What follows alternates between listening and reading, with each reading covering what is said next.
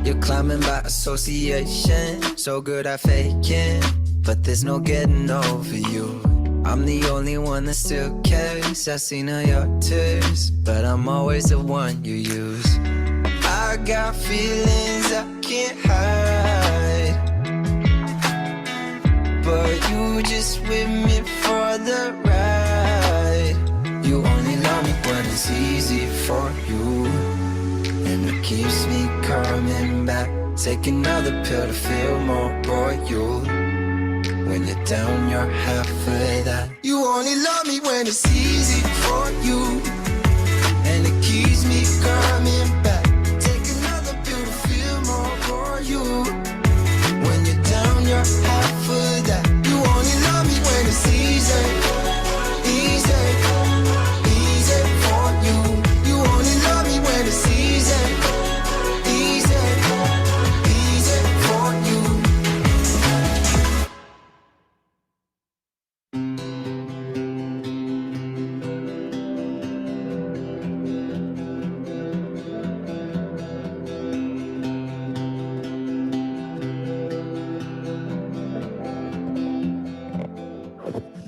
It's dark into September. Selamat pagi Bu Tanti.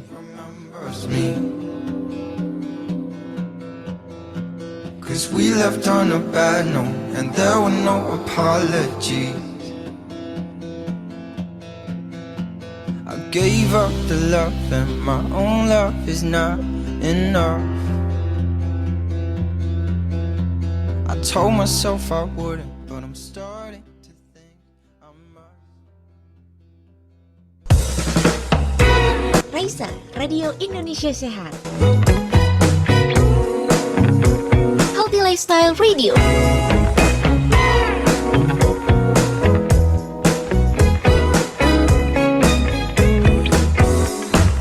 It's okay.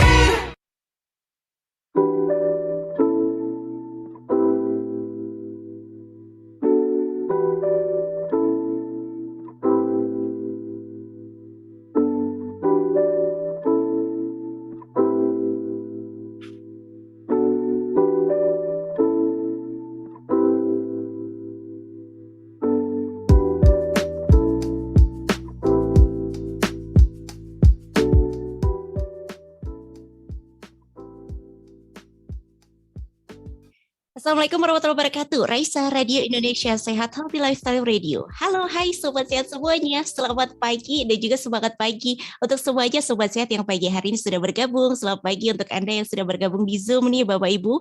Dan juga untuk Sobat Sehat yang pagi hari ini sudah mantengin nih Raisa Radio melalui radio aplikasi streaming yang bisa di-download di Play Store dengan keyword Raisa Radio. Dan tak lupa juga saya sapa nih untuk Sobat Sehat Raisa yang pagi hari ini sudah mendengarkan melalui website kami di radioindonesiasehat.com. Gimana nih Sobat Sehat pagi hari ini? Semoga pagi hari ini selalu kita tanamkan harapan baru. Semoga hari ini menjadi hari yang menyenangkan dan penuh berkah untuk kita semua ya Sobat Sehat. Amin. Nah Sobat Sehat boleh nih memulai pagi hari ini untuk membangun mood yang baik dengan sesuatu yang menyenangkan versi Anda. Mulai dari mendengarkan musik atau mungkin minum minuman favorit Anda. Sembari itu Sobat Sehat, Raisa Radio akan menemani Anda dengan tema yang menarik pagi hari ini adalah kita bicara soal kematian. Tapi bicara tentang kematian yang baik. Nah, kematian yang baik ini seperti apa? Kita akan bincang-bincang di program kami di Bincang-Bincang Santai selama kurang lebih 1 jam ke depan. Sobat Sehat, kita akan mendengarkan bincang-bincang seru dan juga asik dari narasumber kami yang luar biasa. Dan telah hadir ada Ibu Dr. Kristanti Effendi, Sarjana Keperawatan Magister Kesehatan dari Departemen Keperawatan Medikal Bedah FKKMK UGM. Dan juga pagi hari ini Sobat Sehat, Ibu Tanti akan ditemani oleh Ibu Uki Noviana, Sarjana Keperawatan Nurse, Master of Nursing Science, PhD, dari Departemen Keperawatan Jiwa dan Komunitas FKKMK UGM. Tentu Sobat Sehat, kami tetap mengundang Anda untuk bisa berpartisipasi langsung. Yang di Zoom boleh nanti raise hand atau dituliskan di kolom chat di bawah ini. Atau untuk Sobat Sehat yang berada di radio, boleh banget untuk gabung di WhatsApp kami di 0858 8065 5970. Sekali lagi ya Sobat Sehat di 0858 8065 5970. Selamat menyimak Sobat Sehat. Waktu saya berikan sepenuhnya kepada Ibu Uki. Monggo Ibu. Baik, terima kasih banyak Mbak Galuh. Ya, selamat pagi Mbak Galuh, selamat pagi Bu Tanti. Selamat Sehat Bu pagi. Tanti. Sehat, alhamdulillah. Alhamdulillah. Ya. Ya, selamat pagi juga sahabat sehat Radio Raisa. Pagi ini kita akan berbincang-bincang dengan narasumber kita, Dr. Kristanti Effendi, SKPMKes. Beliau ini adalah dosen di Departemen Keperawatan FKKMK UGM. Beliau juga pakar paliatif di Keperawatan FKKMK UGM. Jadi, beliau ini banyak penelitian serta program-program pengabdian masyarakat beliau terkait dengan palliative care, baik bagaimana mengoptimalisasi keluarga dalam pendampingan perawatan pasien palliative care dan juga optimalisasi kader kesehatan keluarga untuk mendampingi pasien-pasien palliative care di masyarakat. Ya, tema pagi ini adalah good death. Bagaimana kematian yang baik. Kalau kita dengar kata kematian ya Sobat Raisa tentunya suatu hal yang menyedihkan begitu ya, suatu hal yang kita harus berpisah dengan orang yang kita sayangi begitu. Tapi tema kali ini adalah good death. Bagaimana kematian yang baik. Penasaran ya Sahabat Raisa ya? Baik, kita langsung saja kita tanyakan pada narasumber kita, Bu Tanti. Mungkin bisa Ibu jelaskan apa itu good death, Bu Tanti? Iya, baik. Suara saya terdengar dengan baik, Bu Uki? Iya, terdengar jelas Bu Tanti. Ya, terima kasih. Ya, saya mau menyapa Sobat Sehat dulu ya. Selamat pagi, Sobat Sehat yang sudah meluangkan waktu di pagi hari ini untuk menyimak dan nanti bisa berkontribusi juga ya untuk mendiskusikan apa yang disebut dengan kematian yang baik. Ya, saya kemarin berpikir ya ini kita pagi-pagi diminta untuk membahas tentang kematian ya. Tapi karena yang akan kita bahas adalah sesuatu yang tidak bisa dihindari ya dalam kehidupan nyata, juga tidak bisa dihindari, harus disiapkan dengan baik.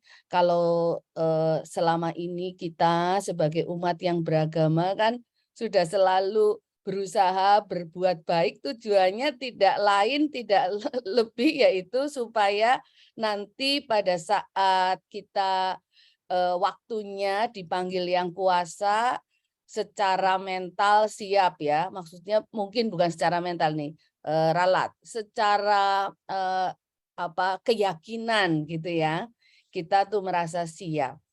Nah, tetapi apakah orang yang sudah berusaha berbuat baik, kemudian mengikuti ajaran agama juga dengan baik, kemudian akan mendapatkan tanda petik kematian yang baik sesuai dengan yang diharapkan? Kalau untuk teman Muslim mungkin yang disebut sebagai husnul khotimah ya, Bu Uki ya. Iya, betul Bu Tanti. Iya, Kematiannya dan husnul khotimah. husnul khotimah, dan kalau misalnya di saya karena saya non Muslim itu kan diharapkan meninggal dengan damai gitu ya. Dan juga saya rasa secara in general itu meninggal dengan damai yang dimaksud dengan good death ini ya. Kalau di dalam referensi yang saya pelajari, yang selama ini saya gunakan sebagai acuan, itu kematian yang baik itu persepsi dari orang yang masih hidup, Bu Uki, yang kemudian mempunyai angan-angan atau mempunyai keinginan nanti kalau saya dipanggil, maka saya maunya begini. Itu dari satu aspek.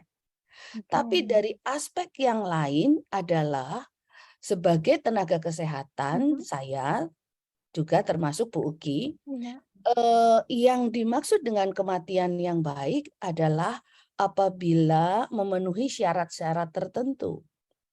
Misalnya, meninggalnya tidak dengan berbagai penderitaan ya.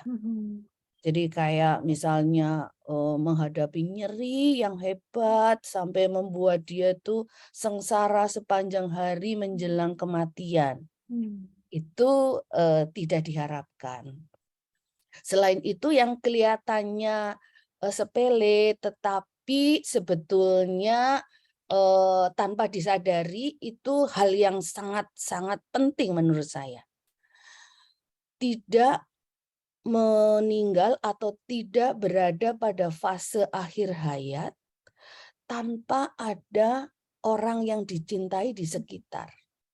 Contoh yang paling gampang, kalau sudah jelas orang ini mengalami penyakit yang tidak mungkin disembuhkan, misalnya sudah kanker stadium akhir, ya stadium lanjut yang dokter sendiri sudah mengatakan ini kemungkinan sembuhnya paling 20%, 15% gitu ya. Karena tidak ada seorang pun di dunia ini yang bisa mengatakan umurmu itu tinggal sekian gitu kan. Selalu ada keajaiban gitu ya.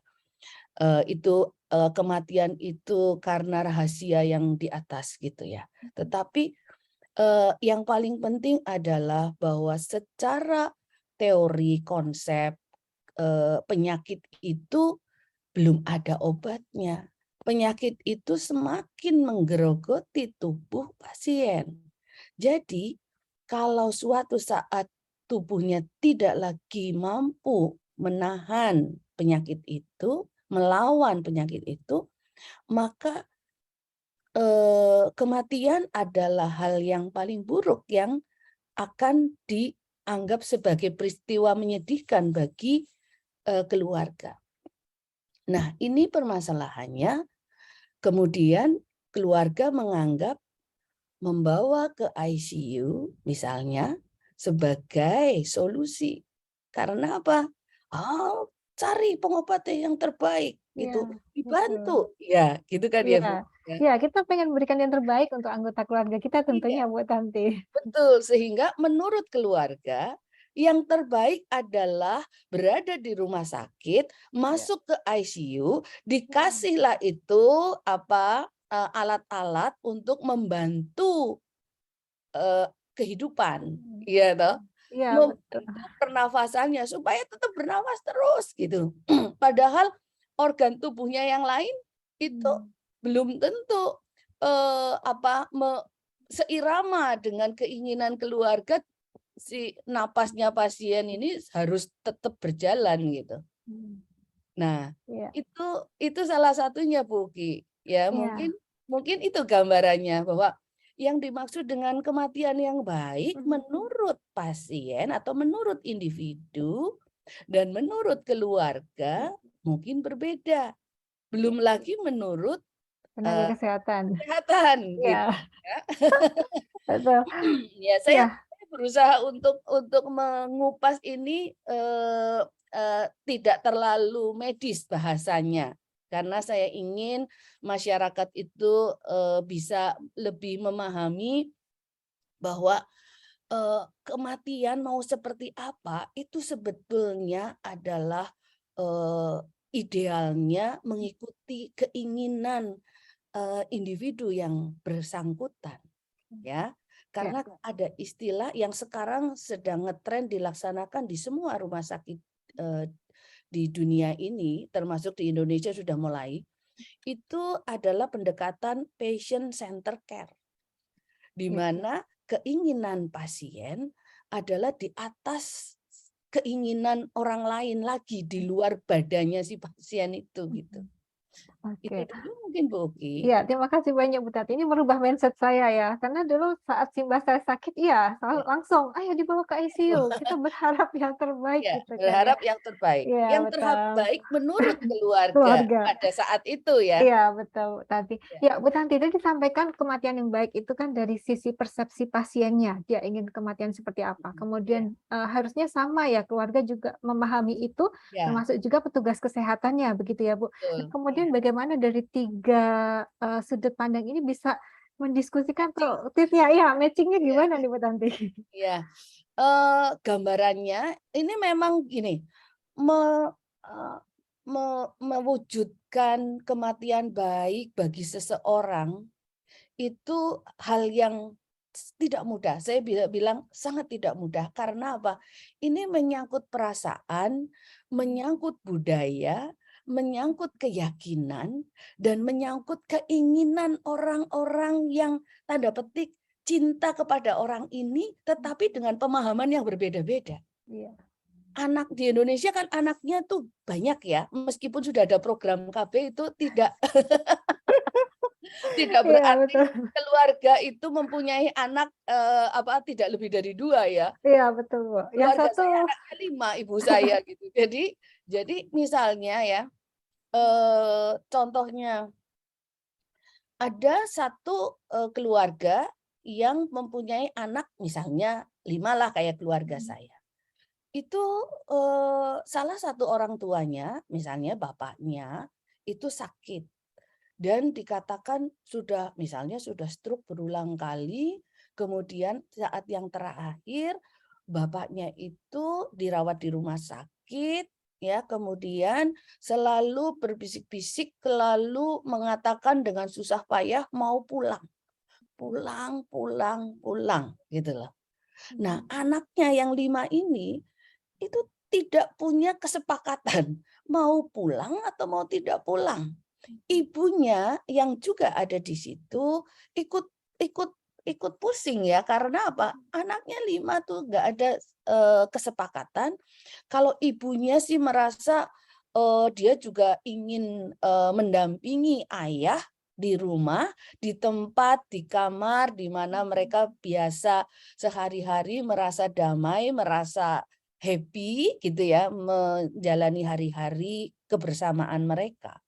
Lalu si ibu juga ingin semua anak cucu berkumpul, karena kalau ada di rumah sakit kan sudah pasti terbatas, nggak mungkin dirawat di rumah sakit lalu keluarga besar itu ya, bayangin di keluarga saya cucunya ibu saya tuh ada 12, belum keponakan dan lain-lain. Nggak mungkin tuh satu trah itu datang ke rumah sakit. Nah, disinilah awal mula ya kematian yang baik menurut versi tenaga kesehatan itu, dan menurut versi pasien ya, karena yang masih bertentangan ini kan versi keluarga ini.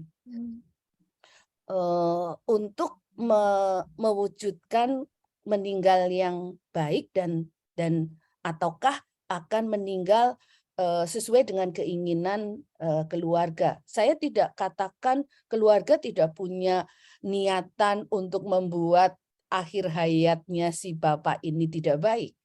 Kenapa? Karena mindsetnya mereka kalau di rumah sakit itu jauh lebih terjamin. Anaknya itu punya banyak duit, masih bisa bayarin itu rumah sakit gitu, sehingga disitulah pertentangannya antara dilema mau menikmati fasilitas rumah sakit di mana kalau sewaktu-waktu bapaknya anfal, sewaktu-waktu terjadi komplikasi kondisi. dan membuat bapaknya mengalami sesak nafas lah atau kejang lah itu ada tenaga kesehatan yang siap gitu.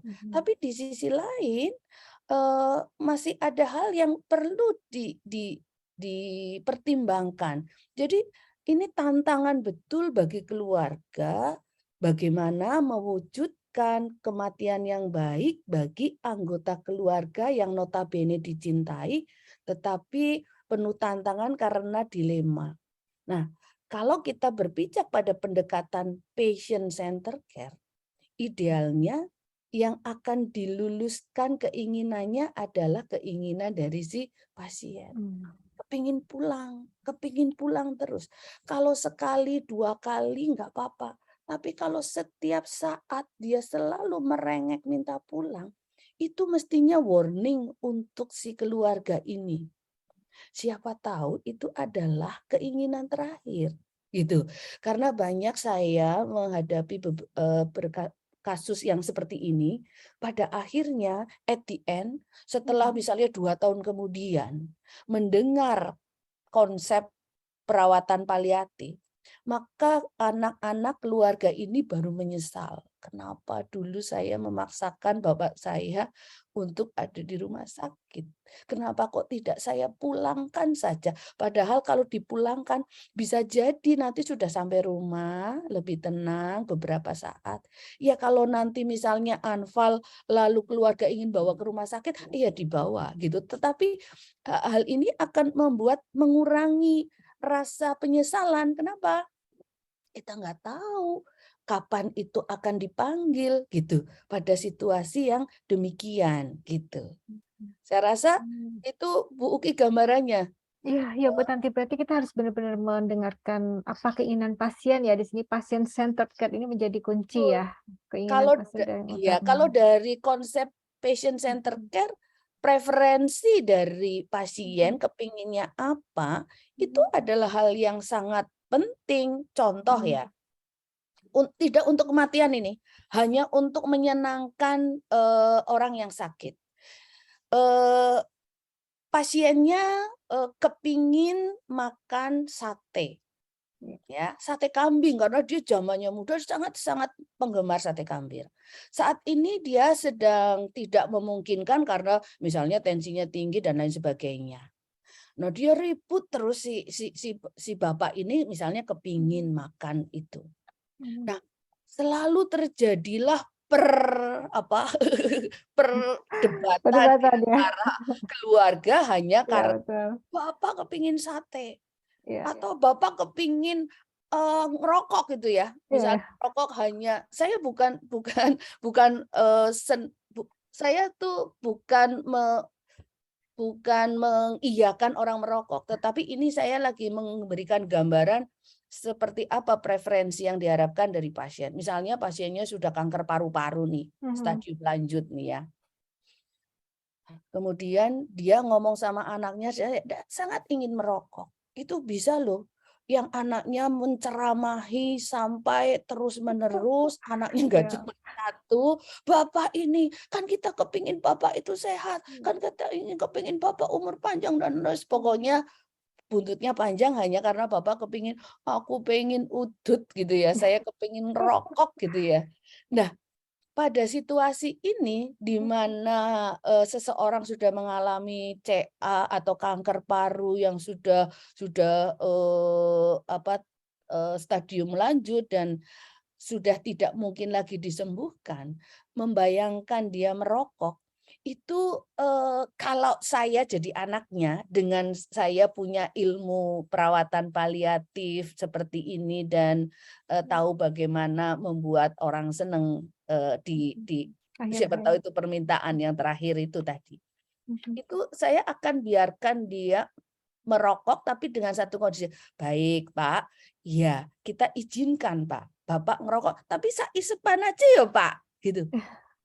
Ya, Iya. anu aja uang kadang-kadang itu cuman nempel itu loh, rokoknya nempel di mulut aja dia sudah kayak gini itu dia sudah sangat happy mestinya. Tidak harus menghabiskan sebatang gitu. Karena mungkin baru ini aja karena dia sudah lama tidak merokok aja dan tertrigger dengan itu aja dia mungkin sudah batuk-batuk. Tapi kalau itu belum pernah diwujudkan, yang ada bapaknya itu jadi tidak happy, seharian itu mungkin dia jadi murung, tidak mau keluar kamar, ngomong saja males, misalnya seperti itu. Itu kan harga yang mahal ya, hanya untuk mengabulkan keinginan bapaknya itu memegang sebatang sigaret gitu. Memang itu tidak baik, tapi ini kita lihat situasinya. Kalau bapaknya langsung kemudian ngerokok sehari 1 pak lagi ya, mungkin itu selain untuk bapaknya nggak baik juga untuk anggota keluarga lain kan jadi Iya. merokok pasif. Tapi itu maksud saya seperti itu Bu Uki. Sehingga di sini memang untuk pasien-pasien yang kondisi sudah terminal, yang sudah ibaratnya waktunya sudah dekat, bisa dikatakan demikian, atau hanya menunggu hari-hari menjelang akhir hayat gitu ya, itu Iya. keluarga harus lebih legowo gitu ya untuk dan lebih longgar dan Iya. lebih bijaksana dalam menyikapi. Iya, menarik sekali nih Bu Tanti. Dari tenaga kesehatan biasanya tuh kalau enggak ya enggak gitu Bu. Tapi Bu Tanti karena pakar paliatif tadi ya, jadi bisa mempertimbangkan lebih bijaksana lagi gitu ya Bu ya. Ketika itu memang keinginan akhir hayat ya kita bisa longgarkan sedikit Longgarkan, ya Bu iya, Tanti ya. iya. Baik. Karena ini Bu Uki, saya kebetulan di Indonesia itu kan belum ada gini, belum populer dengan istilah paliatif, maka buat saya mudah-mudahan bincang-bincang kita di pagi ini di Radio Raisa itu bisa memberikan gambaran di masyarakat bahwa kematian itu hal yang harus disiapkan. Kalau kelahiran aja sekarang lagi heboh-hebohnya ya, ibu hamil di foto, kemudian tahu apa itu tebak-tebakan, nanti anaknya laki apa perempuan, udah sedemikian. Padahal mereka nggak tahu loh yang melakukan itu nanti kelahirannya bakalan lancar atau tidak. Kita tidak bisa menjamin loh kalau sudah seperti itu terus pasti anaknya lahir. Nggak ngerti loh kita gitu loh. Itu aja yang penuh dengan ketidakpastian itu dirayakan, disambut dengan segitunya. Beda kalau zaman dulu ya. Zaman dulu kan setelah anak lahir, tahu laki atau perempuan, lalu saat pulang dari rumah sakit, di rumah sudah welcome gitu ya. My baby girl atau welcome gitu. Lah kalau sekarang lahir aja belum, masih diperlukannya, oh itu sudah dengan meriahnya gitu ya. Apalagi ini kematian di mana hal ini sudah pasti akan terjadi pada setiap orang. Nah, ya memang ini butuh waktu. Saya sih yakin suatu saat masyarakat Indonesia akan sangat paham akan hal ini dan lebih bisa mempersiapkan diri tidak hanya dalam hal menjalankan perintah agama, tetapi juga eksekusi di saat memang waktunya itu tiba gitu Bu Uki. Iya, iya Bu Tanti. Bu Tanti, kalau bicara tentang kematian ya tadi Ibu sampaikan bisa kapanpun juga begitu. Nah, pasien paliatif ini kan tidak hanya orang tua ya Bu, Iya, kadang anak-anak dengan iya, cancer itu iya, banyak betul. terjadi Iya, gitu ya Bu. Nah, ini betul. mungkin ada persiapan khusus gitu ya Bu, karena kan anak-anak juga belum mengerti konsep kematian begitu ya Bu Iya. Tanti ya. Iya, iya Bu Uki, menarik sekali ini. Memang kalau bicara tentang ini terus kemudian dikaitkan dengan anak-anak, di mana anak-anak itu kan lahir lalu idealnya apa ya, fase-fase kehidupan kan lahir ya, tumbuh, kemudian menjadi remaja, dewasa, lansia. Nah, nanti kalau sudah lansia menghadapi kematian itu seolah-olah hal yang lazim gitu ya. Oh, bonusnya nanti nanya, itu yang meninggal usianya berapa? Kalau ngomong sudah 80-an sekarang, oh ya bonusnya sudah banyak, itu sudah wajar lah meninggal. Bagi orang yang tidak ada hubungan keluarga. Tapi bagi orang yang terkait anaknya, suaminya, misalnya ya, itu kan meskipun sudah lansia pun kan itu ibuku yang paling aku sayang gitu ya. Iya. Sehingga sebetulnya kata-kata ya sudah wajar lah itu harusnya tidak berlaku untuk keluarga gitu. Tapi bagaimana kalau yang anak-anak? Kalau kita mendapatkan berita kematian yang meninggal usianya 18 tahun atau 20 tahun, pasti semua kurius loh kepingin tahu tuh. Apa penyebabnya? Kok bisa masih muda sudah menghadap ilahi gitu? Kan belum saatnya gitu. Belum saatnya menurut akal kita manusia. Lazimnya orang hidup gitu sampai tua gitu ya. Tapi kalau Gusti Allah sudah berkehendak, ya usia 20 bisa meninggal. Usia apapun bisa meninggal karena penyebab apapun gitu ya. Yang mendadak-mendadak. Nah, yang satu kita ngomong kalau ini anak kecil. Anak kecil yang punya penyakit kanker itu juga beresiko untuk mengalami kematian di saat dia masih anak-anak. Nah, kalau yang ini karena anak juga belum paham, itu kita bisa sih ke pendekatan ke anak untuk mempersiapkan kematian itu dengan cerita-cerita tentang surga gitu-gitu Bu Uki. Banyak itu di YouTube ya yang terkait dengan persiapan kematian untuk anak, bagaimana misalnya dikasih kertas, tanyain, kamu tahu nggak malaikat itu apa? Misalnya terus dia bikin gambar karena entah kenapa Tuhan tuh sudah begitu maha hebatnya yang membuat anak kecil pun bisa berimajinasi malaikat loh itu. Sehingga dia bisa, oh ya nanti ada malaikat ya yang kalau dia antara paham dan tidak paham tentang kematian tergantung usia Bu Uki. Kalau Ya. usianya masih sangat kecil saya rasa itu belum punya nalar untuk tahu, maka keluarganya ini yang harus kita Siapkan ya, Bu ya. ya yang harus dideketin untuk bisa mempersiapkan karena buat keluarga ini adalah kehilangan yang mungkin amat Ya. sangat gitu karena anak yang masih belia gitu. Ya. Ya, Begitu juga dengan kalau remaja 50-50 yang bersangkutan dia sudah paham, tetapi kalau kemudian semua itu ditutupi, kadang orang Indonesia itu jangan sampai anak saya tahu kalau ya. padahal dia tuh bisa dapat dari internet macam-macam loh.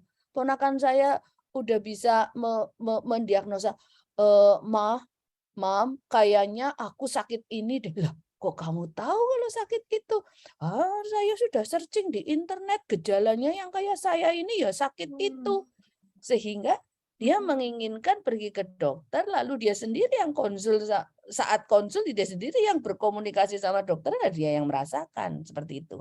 Nah, jangan dianggap anak remaja ini tidak tahu apa-apa, keliru. Memang secara hukum dia belum punya wewenang. Dia masih berada pada kelompok rentan.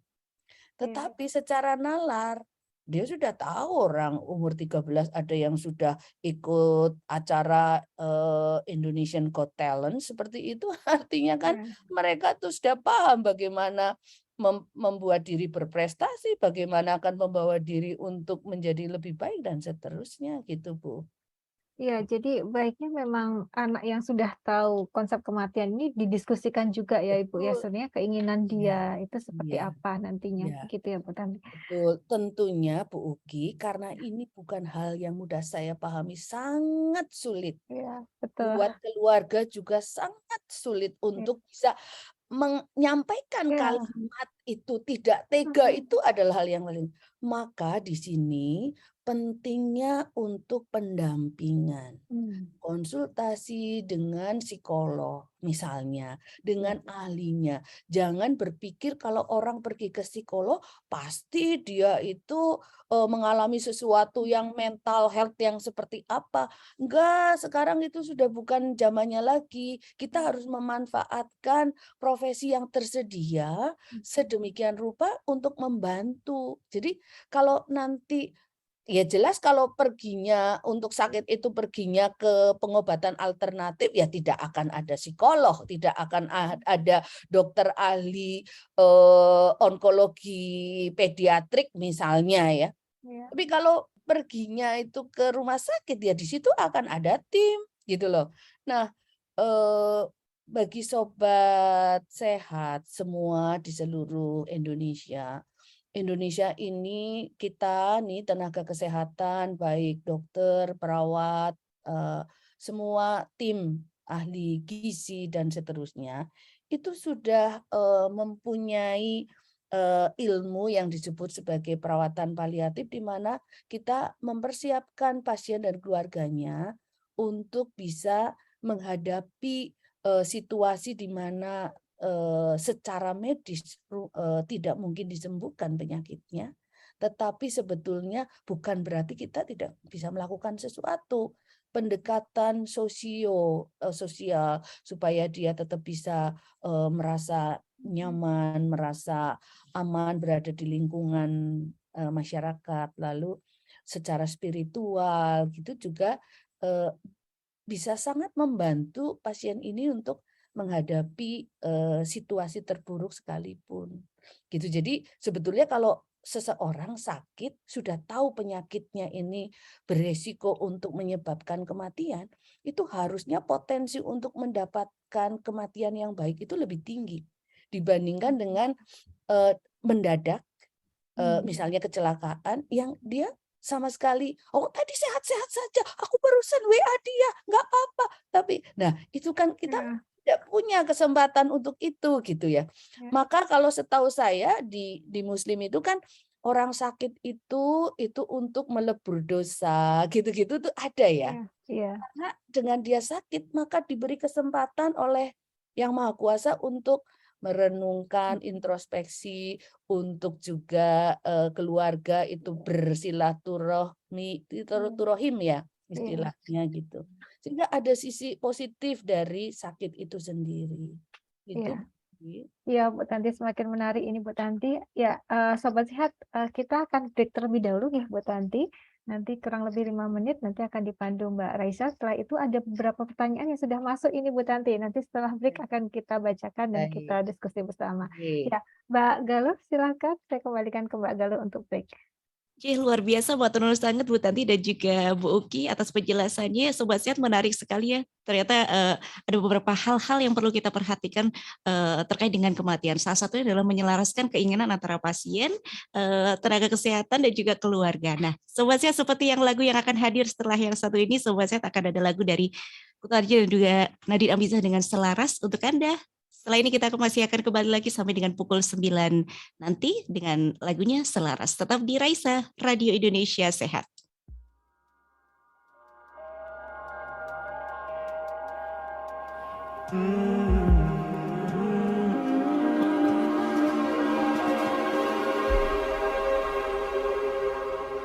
Aku sudah hampir di ujung jalan. Upaya, tenaga, dan penghabisan yang sudah dan sedang diusahakan runtuh terbangun, entah sampai kapan.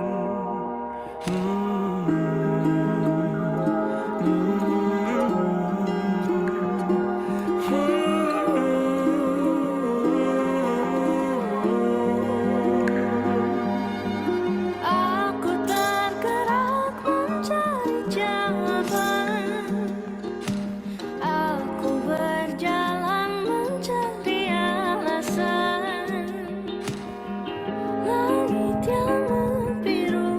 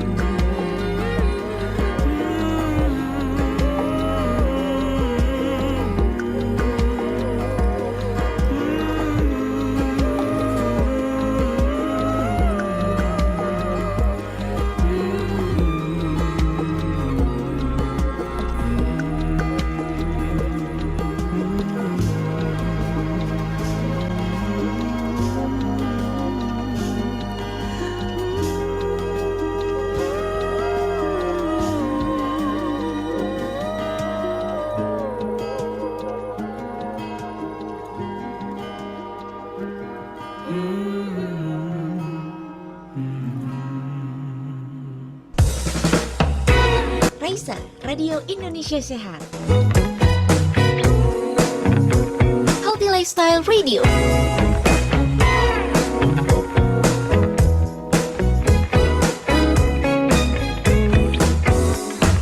It's okay.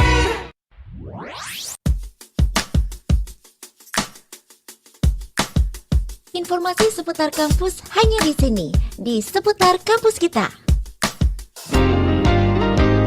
Seputar kampus kita.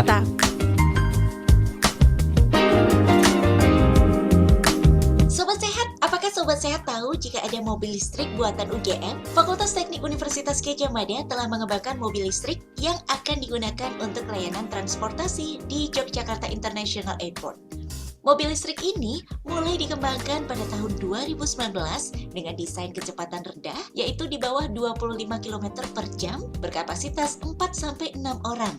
Mobil ini menggunakan baterai litium. Mobil listrik ini dapat menempuh jarak 70 km dengan daya isi 6-7 jam saja, Sobat Sehat. Nah, mobil listrik ini telah diuji di beberapa lokasi seperti wilayah UGM, Bandar Udara, dan Candi Borobudur untuk mengetahui performanya.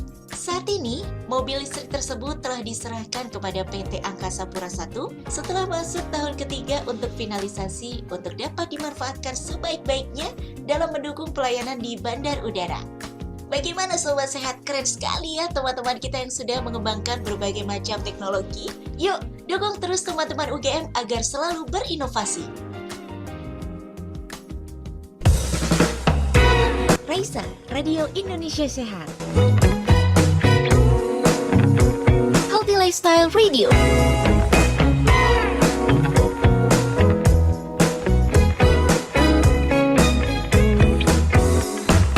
It's okay.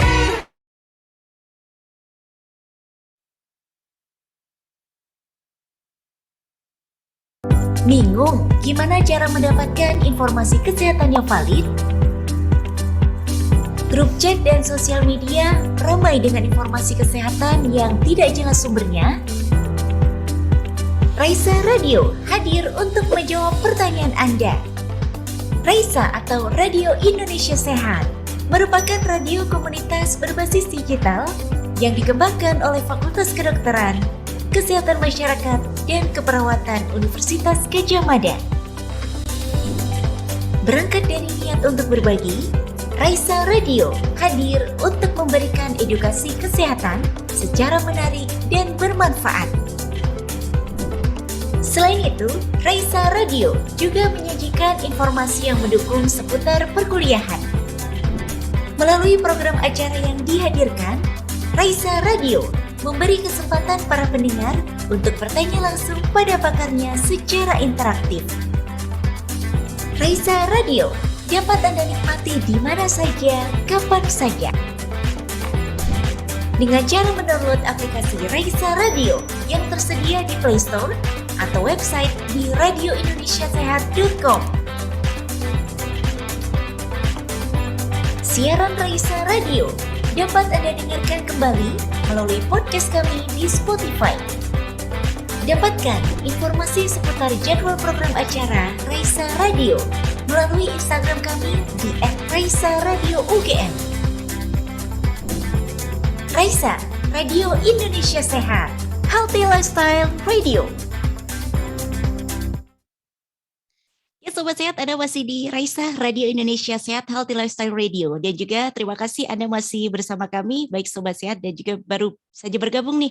Terima kasih Anda masih di Raisa Radio. Dan Sobat Sehat, kita masih di program kami di Bincang-Bincang Santai Raisa Radio. Kami ucapkan selamat datang juga untuk Bu Siwi juga yang hadir pada pagi hari ini. Sugeng Enjang, Bu Siwi terima kasih sudah hadir.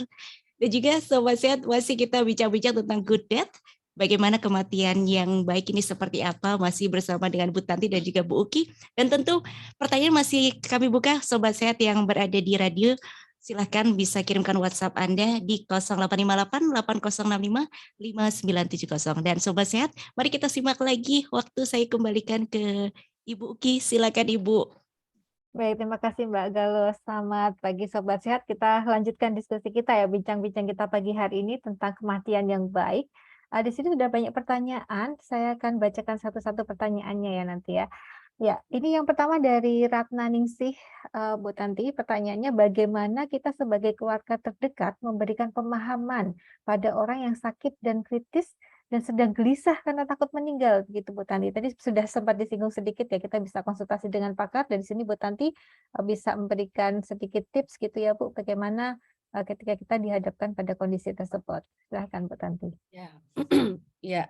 Terima kasih. Siapa Mbak? Siapa tadi yang dia ya? Mbak Dea kayaknya kalau Dari Mbak Ratna Ningsih, Ibu. Mbak Ratnari. Oh, ini Mbak Ratnari sih sepertinya teman saya ini. Bisa kalau bisa open cam saya lebih senang. Ya, jadi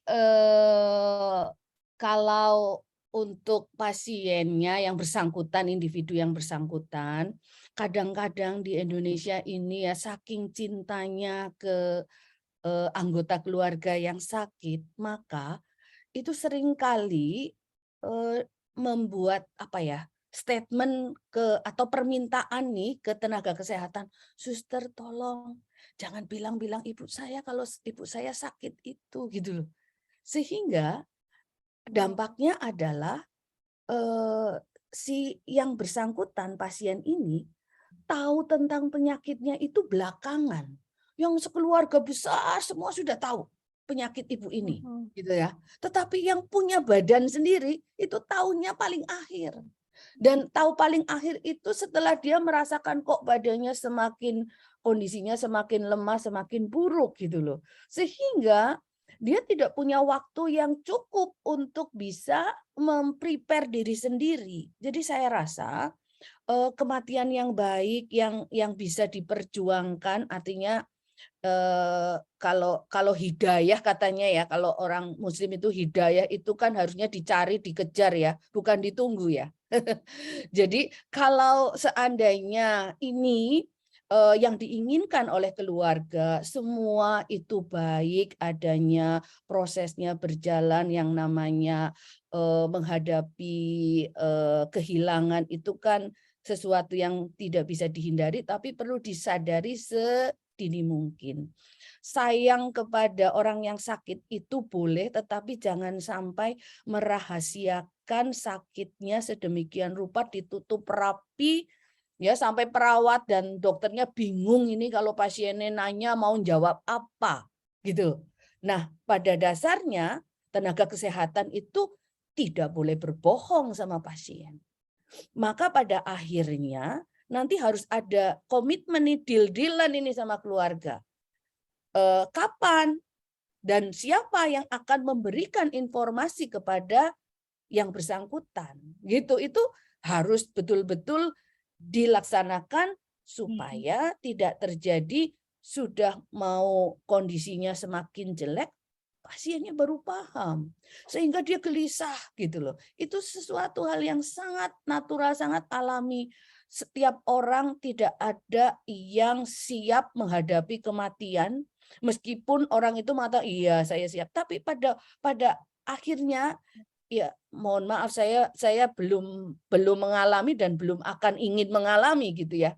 Tetapi dari berbagai peristiwa yang ada yang saya cermati itu akhirnya demikian. Kita kan belajar dari pengalaman, tidak harus pengalaman sendiri ya. Pengalaman orang lain itu juga bisa jadi cermin gitu maksud saya.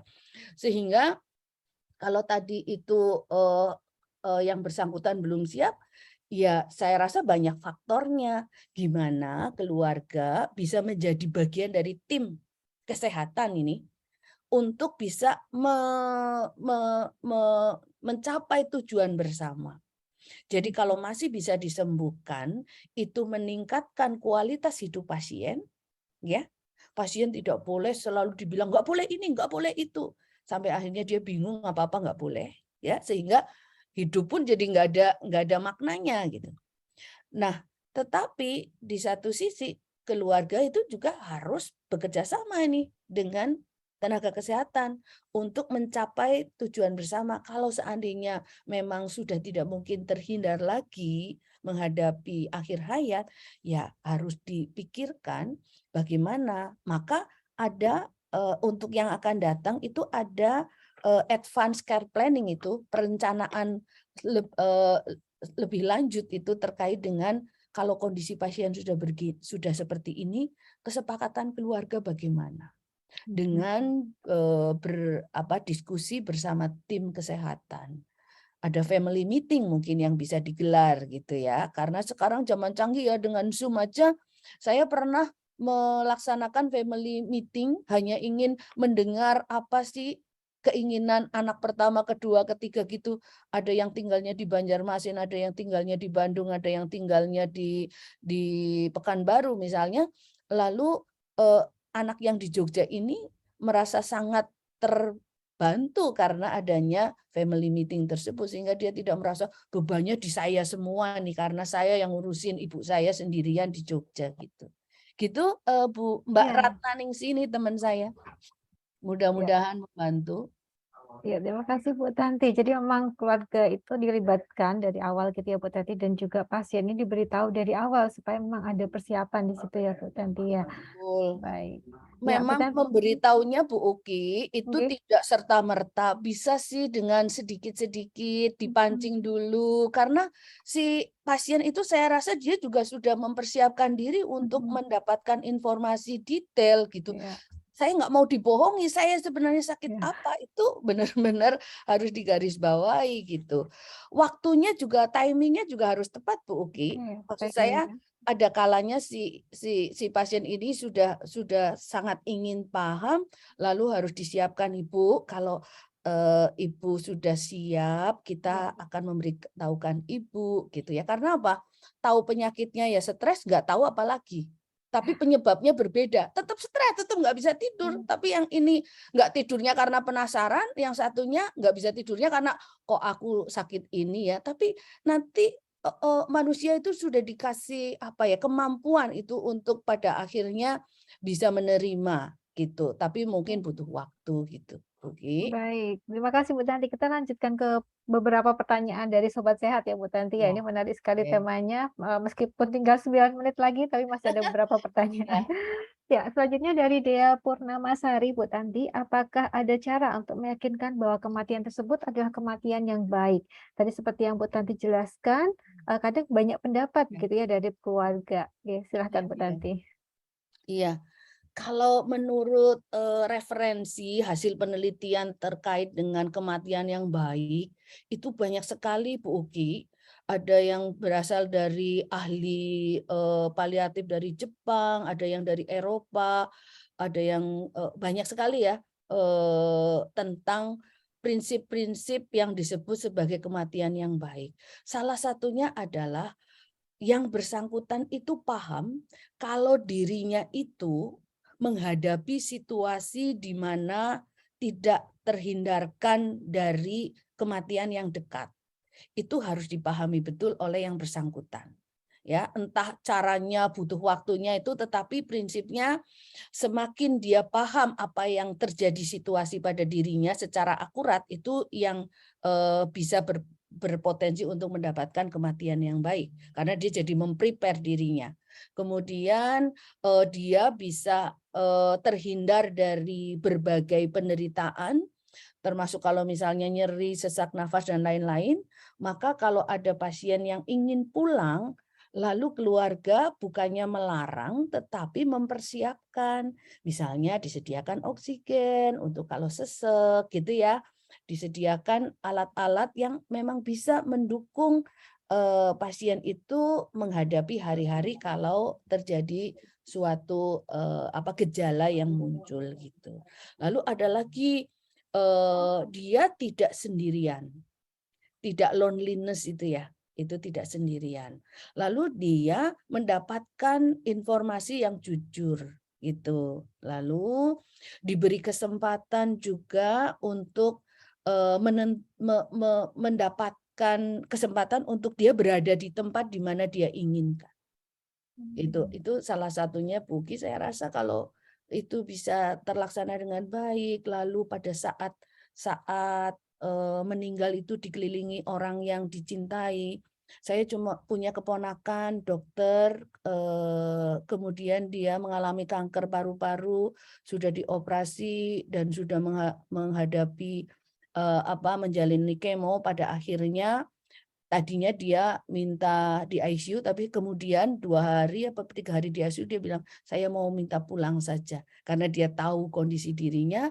Kemudian 5 hari di rumah dia bisa meninggal dengan damai, dengan baik karena di kakinya, di bagian kaki kedua anaknya itu mijetin gitu ya. Kemudian di tangan kirinya itu ada istrinya yang megangin tangannya, di sebelah kanannya tuh ada mamanya yang membisikkan kata-kata yang menenangkan gitu, sehingga akhirnya kami semua keluarga besar mengikhlaskan dan memang sudah itu yang terbaik buat dia gitu. Itu betul-betul kejadian yang dialami oleh keluarga kami dan kami merasa sangat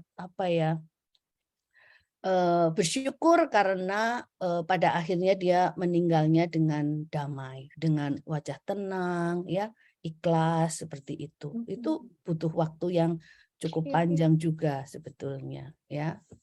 Gitu, Bu Uki. Ya, sampai sempat merinding Bu Tanti dengar cerita dari Bu Iya, Tanti saya ya. juga masih jadi terbayang-bayang itu. Jadi saya bisa membayangkan Bu Tanti saat itu betapa damainya seorang yang meninggal memang dikelilingi orang-orang yang Oleh dia orang-orang cintai yang begitu ya tercinta, Bu ya. iya. Ya. Dan Baik. ibunya itu menyampaikan kata, kalau kamu memang sudah lelah, sudah capek, kamu mau pulang, pulang gitu. Udah nggak usah mikirin mama, Ya mama ampun, ada terenya sekali. itu. Istrinya juga Ya, gitu, ya, ya. gitu ya. Bahwa saya ikhlas gitu, nanti anak-anak ada mamah juga yang ikut nemenin gitu, Ya. sehingga dia benar-benar ikhlas gitu ya. Baik, Bu Tanti, ini masih ada 3 pertanyaan ya, Bu Tanti. Mungkin kita bisa jawab lebih singkat lagi Ya. dari Utami Dewi, Bu Tanti.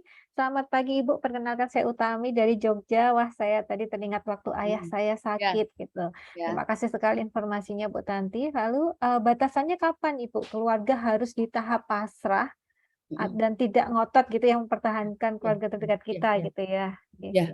Saya rasa to the point-nya adalah kalau pasien sendiri sudah punya feeling, misalnya contohnya kayak tadi, mau pulang, mau pulang, mau pulang. Itu salah satu warning ya.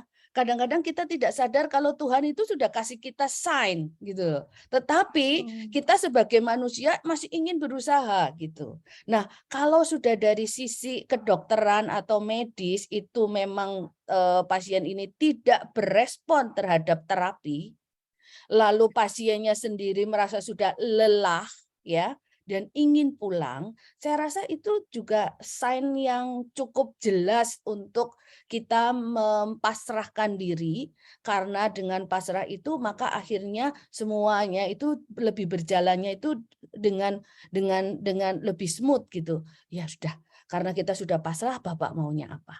Gitu. Itu jauh lebih tulus gitu. Jadi enggak yang satu masih ngomong nggak bisa, saya masih mau Bapak sembuh gitu. Nah, padahal situasinya tidak demikian gitu. Jadi kekompakan keluarga ini juga menjadi kunci kepasrahan.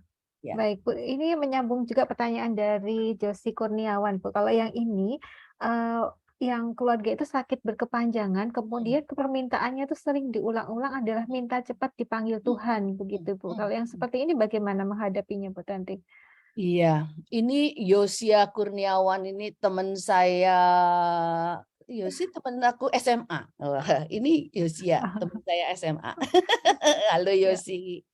Ya, memang pasien itu kan adalah makhluk sosial yang unik ya. Di satu sisi ada pasien yang kadang sudah jelas penyakitnya itu nggak mungkin disembuh, dia masih ngomong, wah enggak, saya tuh baik-baik saja, dibawa ke dokter juga nggak mau, misalnya seperti itu. Tapi di satu sisi ada orang yang sudah sangat matang secara spiritual sehingga dia itu selalu ingin sudah nggak mau lama-lama lagi, saya ngapain di sini, saya juga tidak berdaya misalnya. Saya rasa yang bisa dilakukan keluarga ya bisa mendukung yang bersangkutan, misalnya jangan cuman manggil kepingin dipanggil Tuhan tetapi do nothing selain pokoknya saya mau mati. Nah, ini kita harus cek nih, keinginan matinya itu karena dia sudah nyerah, apa karena dia memang sudah ikhlas gitu. Kalau dia memang karena sudah nyerah tetapi tidak sebetulnya dia menutupi kelemahannya, maka itu mungkin perlu dikasih teman ngobrol, dikasih orang yang paham tentang psikologi seseorang, atau juga bisa dikasih itu loh rohaniawan gitu. Meskipun kadang-kadang rohaniawan juga mental loh, kalau dia bilang enggak, saya enggak mau, saya enggak butuh, saya juga bisa berdoa sendiri, maka menurut saya warning itu. Kelihatannya dia tuh kepinginnya itu deket dengan orang-orang tercinta saja itu. Hanya butuh, bisa saja itu bagian dari mencari perhatian keluarga. Gitu. Kalau dia bilang aku mau dipanggil Tuhan, itu kan membuat keluarga gelisah, akhirnya pada ngumpul itu. Jadi saya rasa kita tidak bisa menjudgment sesuatu langsung, kita harus cari dulu nih, harus digali dulu nih. Ini harus pintar-pintar menggali. Makanya kalau misalnya di sini sudah di Indonesia perawatan paliatif itu sudah bisa diakses, boleh itu dikonsultasikan ke expert paliatif tim gitu. Itu mungkin Ya, Yosi. baik. Terima kasih Bu Tanti. Ini masih sebenarnya waktunya sudah habis Bu, tapi Habis. satu lagi mungkin brief aja jawabnya Bu Tanti. Oh iya, Dari Zani di Jogja ya Bu ya. Baik Bu, bagaimana dengan kematian yang mendadak Ibu? Tadi mungkin oh sudah ya, disinggung sedikit ya, ya, dalam artian sebenarnya ya, tidak memiliki riwayat penyakit ya, begitu. Apakah ya, bisa jadi kematian yang baik? ya. Ya, kalau kematian yang mendadak dari sisi tenaga kesehatan kan tidak bisa berbuat sesuatu. Kalau saya rasa kalau yang ini karena sudah terlanjur terjadi, lalu bagaimana dianggap kematian yang baik? Nah, dengan berpikir positif itu saya rasa membuat keluarga menjadi lebih lebih ikhlas. Saya sangat salut dengan keluarga Pak Emil Kamil. Itu karena situasi yang sangat tidak terduga terjadi seperti itu, lalu kemudian mereka berpositif thinking dan mencari hal-hal baik yang sudah dilakukan oleh almarhum selama hidupnya gitu.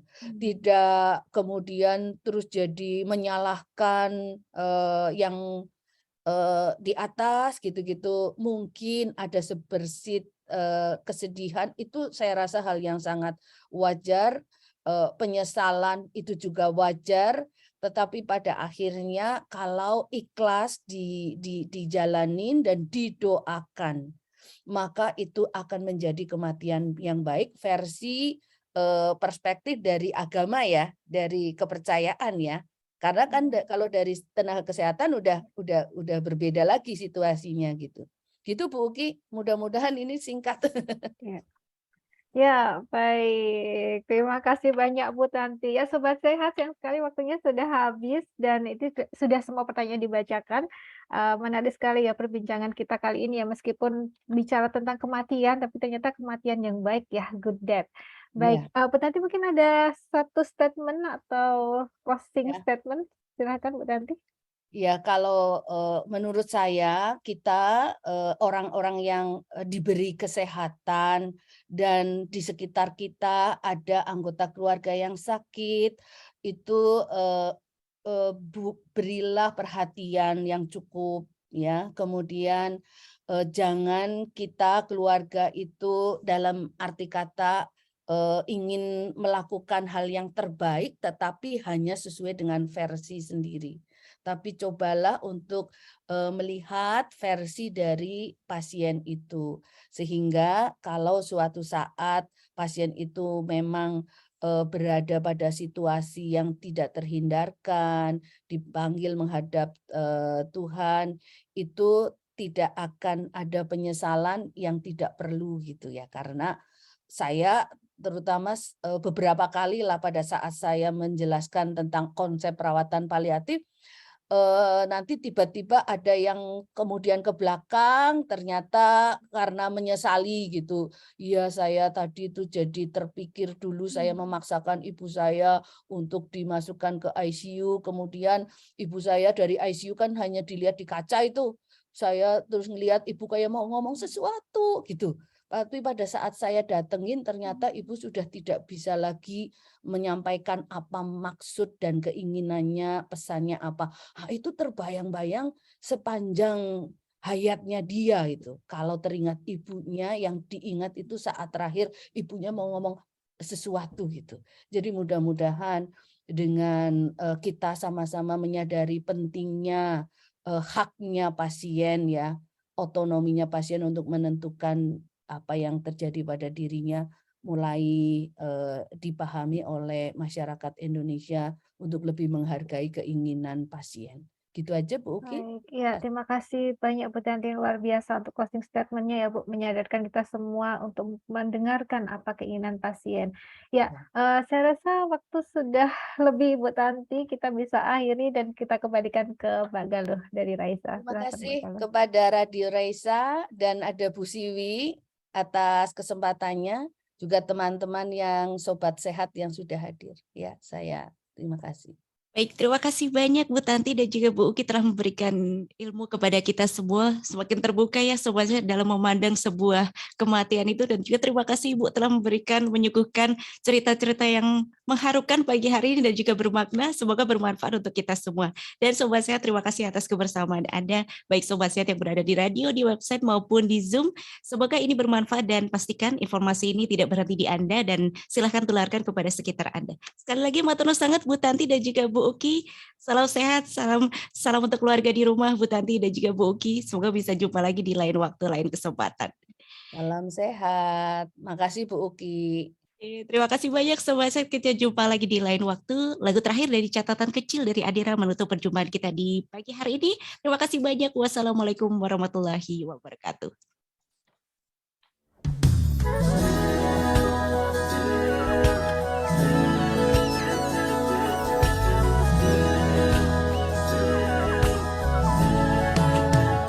Bila ingin hidup damai di dunia, bahagialah dengan apa yang kau punya.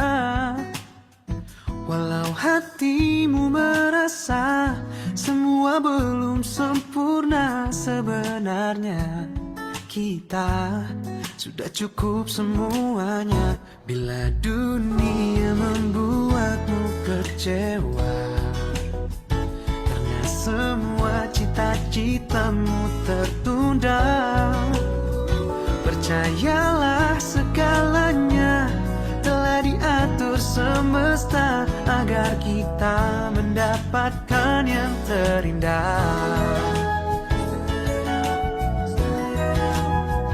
Impianmu terbangkanlah tinggi, tapi selalu pijakkan kaki di bumi. Senyumlah kembali, bahagiakan hari ini, buatlah hatimu bersinar lagi. Bila ingin lebih damai di dunia, berbagilah bahagia yang telah kau punya. Kini hatimu terasa semua lebih sempurna karena kau hidup dengan seutuhnya.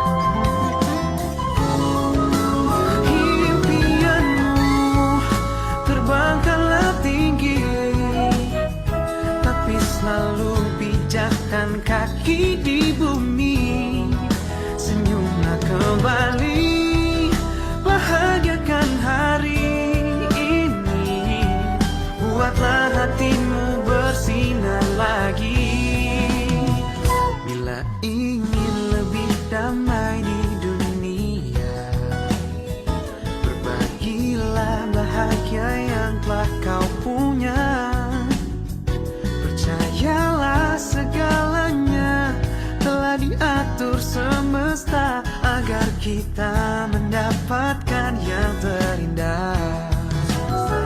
Kini hatimu terasa semua lebih sempurna karena kau hidup dengan seutuhnya.